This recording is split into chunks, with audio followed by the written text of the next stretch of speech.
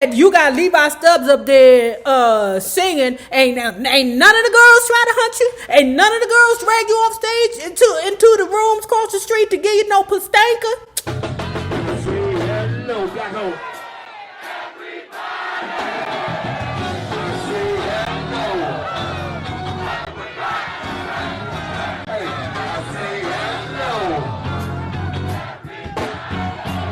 See this brother winning, man.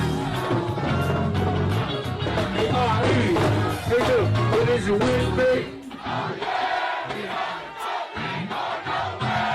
What is your win, babe? What is your win, babe?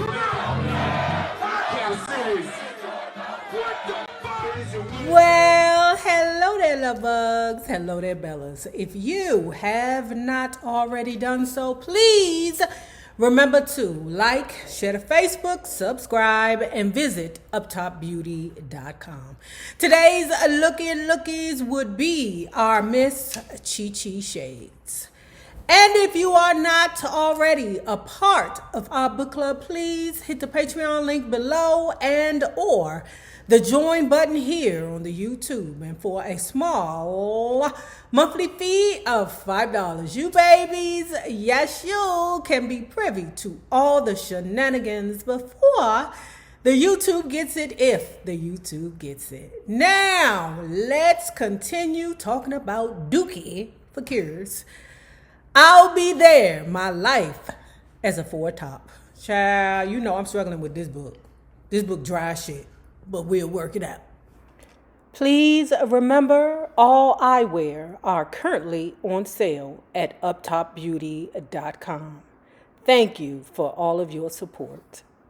We were proud to be gaining popularity in our hometown and working every weekend at the Roosevelt Lounge, the Rage Show Bar, or the Flame Show Bar. That's where the Barry Gordy was working with his sisters at the concession stand / photography booth. I've heard different things. We were especially proud that we kept getting bookings without ever releasing a record. By then, we could have loved to record, but our initial goal, as we told James, was to have careers like the entertainers performing in Vegas, told you, or New York, like Frank Sinatra, Nat King Cole, and Sammy Davis Jr. I'm telling you, them residencies be man. That means you ain't got to worry about your next gig for at least 3, 4, 5, 6 months. And they give you the money, and you get to live in the hotel for free. As long as you're not a gambler, bitch, you good. We had successfully broken into the Chitlin circuit, but true to our name, we were aiming for something higher. Surprisingly, it didn't take much longer for an important part of our plan to materialize. We were back in Detroit, working an industry event, the yearly auto show, which showcased new model cars and live entertainment for the crowd. We had just come off stage from performing in the late afternoon when Twaz, who was now more like a manager than simply a booking agent, came to us really hyped. Hey Dookie, guess what? This big numbers guy, Arthur Braggs, owns a club up in Idlewild. Pause. I never seen that movie, Idlewild. After reading this part right here, I want to check it out, okay? Because wasn't that the movie with Outkast in it? Like I don't know, for some reason, and even though the Andre 3000 is sexy as fuck. Even as a homeless person, Andre 3000 is sexy. And I know you like, Nay, he ain't homeless. That mother look homeless. Okay, something ain't right. He has admitted that he's going through some mental health problems, okay? And part of the reason why, I know you like, Nay, we talking about the Four Tops, not the Outkast. Forgive me. 2 minutes. I love the Andre 3000. Oh my God, I just want to find him at a gas station and scrub him up and bring him home. Okay, not this. Hey, Duke, guess what? This big numbers guy, Arthur Braggs, owns a club up in Idlewild, Michigan. He's interested in coming to see y'all. Braggs got a great club, orchestra, dancing girls, showgirls, all that kind of stuff. If he likes you, you can work up there all summer. Bingo. The next day at the auto show, we sang 4 or 5 songs in our beautiful uniforms. When we came off stage, a good-looking muscular man dressed to the nines, self-assured and magnetic caught our eye. It was Arthur Braggs. By then, we had done our homework about him. We knew that he was a promoter, hustler, entrepreneur, numbers man who had become a well-regarded producer of first-rate entertainment. He worked with only the best singers, dancers, and musicians, booking them in a club he leased in the exclusive black summer resort known as Idlewild. Fellas, Arthur Bragg said as he approached us, shaking our hands, "I like the way y'all sing, and you look good too. I think you 4 Ames have a great future. Listen, I'm interested in having y'all come to Idlewild. You ever heard of it? An all-Negro summer resort, top shelf, first class, all the way. I own a nightclub up there where I produce a real nice show called the Idlewild Review. How about I bring you up for a weekend, and if you do well, I'll keep you for the rest of the summer. 2 months' work. It's a good 3-hour drive from Detroit.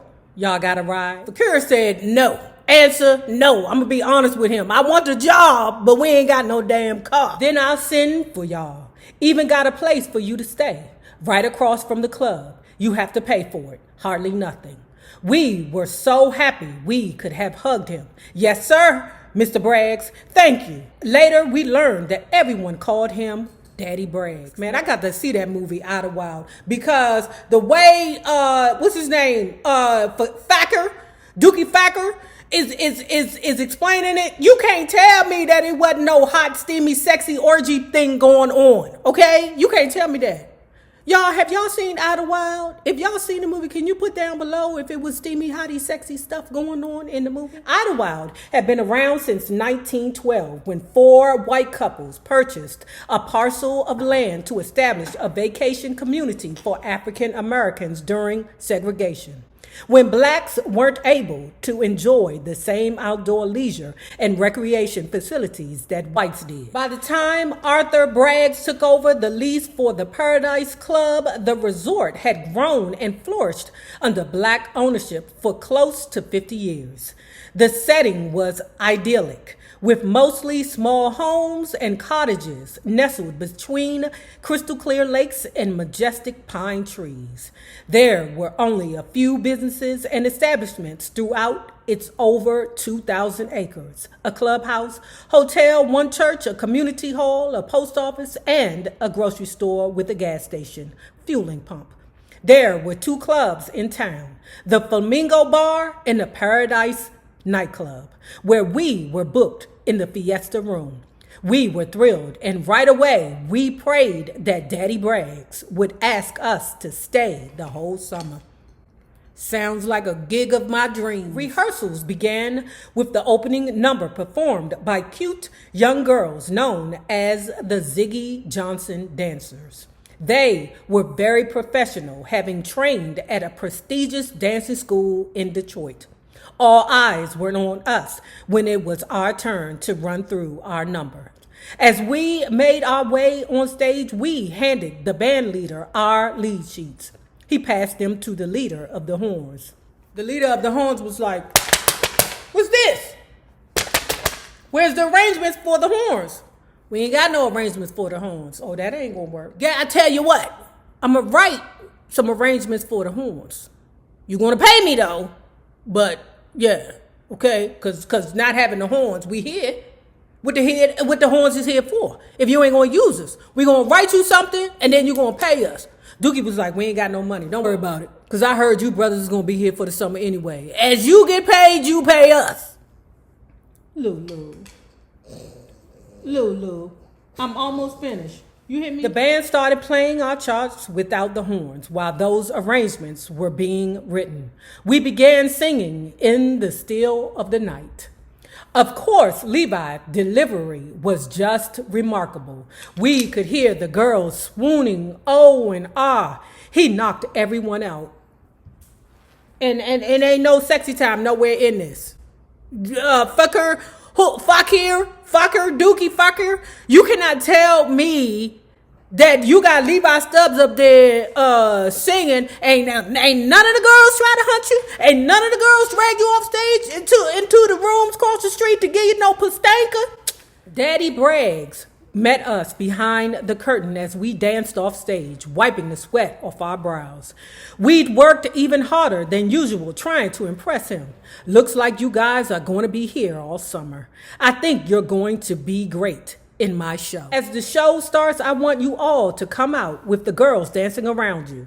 You'll sing the opening number with the girls. There's no business like show business. There's no business like show business. There's no business, I know. Child, I'm a show tune girl. You don't know that.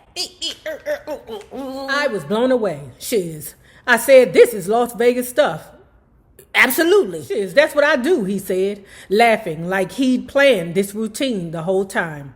We started learning new songs, and Mr. Braggs was delighted to discover how easily we could pick up dance moves and choreography. The showgirls would walk around and prance during certain numbers, but the Ziggy Johnson dancers did the serious performing. After that first opening weekend, major headliners were added to the review. The house was packed every weekend. Not just black folks came. Most times, whites would outnumber them in the audience. Child, don't you know white folks love us, girl? Don't you know they like to touch our pretty skin and our pretty hair? Okay, they love it. They is just so entranced by us. They is confused and they want to understand us and learn more. Lawyers, doctors, teachers, factory workers, plumbers, everyone just checked their prejudices at the door and mingled together to enjoy the music. The family feeling in the audience extended to the performance too, especially the special connection that developed rapidly between the four Ames and the young Ziggy Johnson dancers. On the way to our dressing room during the show, we had to cross through the girls' dressing room, and we often saw them half naked, changing costumes. Let me take a drink on this. That's it. That's all. That's all he gonna give you. Even though we tried to be as professional as possible, we couldn't help but get turned on. Oh, okay. At least you admitting that your pickle was entranced by the naked little girls running around. Okay, thank you for giving us that little piece of salaciousness. Clinice, Inez, Donna, and Valeda were just 17 or 18 that first summer, and we weren't much older. It seemed like they were as hot and bothered as we were.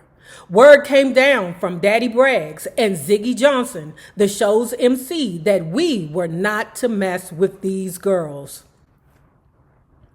Sounds very Berry Gordy-ish to me. We assured everyone that we just wanted to be friends, but we kept getting eyes from the girls. Their parents didn't want them messing around with the musicians. Unfortunately, that was the category we fell under, so we knew we had to be gentlemanly at all times. But in spite of all the watchful eyes and us trying our best to exhibit gentlemanly behavior, we kept getting closer and closer. While Fakir is there, he's watching Mr. Braggs. Good job, okay? That's what you need to always do. When you see someone who you admire or you like the way they conduct business, you watch them and you ask questions. This is what Duke Fakir was doing with Daddy Braggs. Since my days doing the school paper drive, I was always interested in running a business. Mr. Braggs helped me understand show business on another level. I seemed to have a knack for numbers. I had automatically taken care of the group's payroll from the start. Everyone in the group contributed in a different way. We each sort of fell into our natural roles, and we were comfortable with them. By the end of the summer, everyone in the whole review had become very friendly. We were like a big family. Also, Daddy Braggs had purchased us our own wood-paneled Plymouth station wagon, complete with a record player. What? A record player? Hold on. Oh, I need some help. Somebody jump down in the comments and explain to me they was putting record players in the cars? Do they mean Radio player? Do they mean that? The other amazing, totally unforeseen occurrence was that each of us found love at the same time in the same place, like a fairy tale romance. 4 brothers fell in love with 4 sisters. That's how bonded we were. The magic from the Idlewild summer of 1955 carried over to Detroit when the show was over. No matter how much everyone tried to discourage our romantic friendships, writing them off as summer flings, they continued when we got back home in the fall. The 4 cool cat singers seriously started dating the 4 young dancers. I began regularly going down to the Ziggy Johnson School of Dance to have lunch with Inez. Obi stepped up with Val taking her out on real dates. Levi would go to Clinice's house to spend time with her and get to know her family. Lawrence was pursuing a serious relationship with Donna. This wasn't just messing around. We were seriously courting. The folks who thought we were just 4 jive entertainers without serious intentions must have been surprised when Obi, Levi, and I married our lovely Ziggy Johnson dancers. Only Lawrence, after years of dating Donna, wedded someone else. In the relationship area, I seemed to move faster than my other brothers. And after our second summer in Idlewild, during one of our breaks from touring, I married Inez.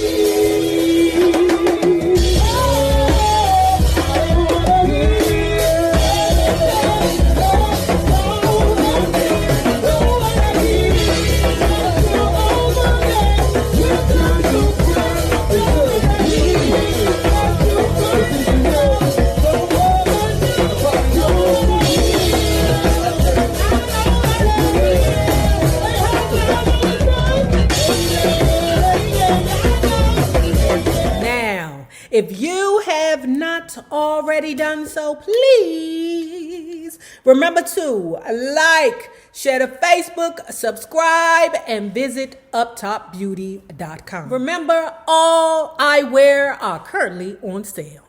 Now, remember this. The same people that you meet on the way up will always be the same people that you meet on the way down. My naysayers, my patron loves you babies. Have a good one. Peace.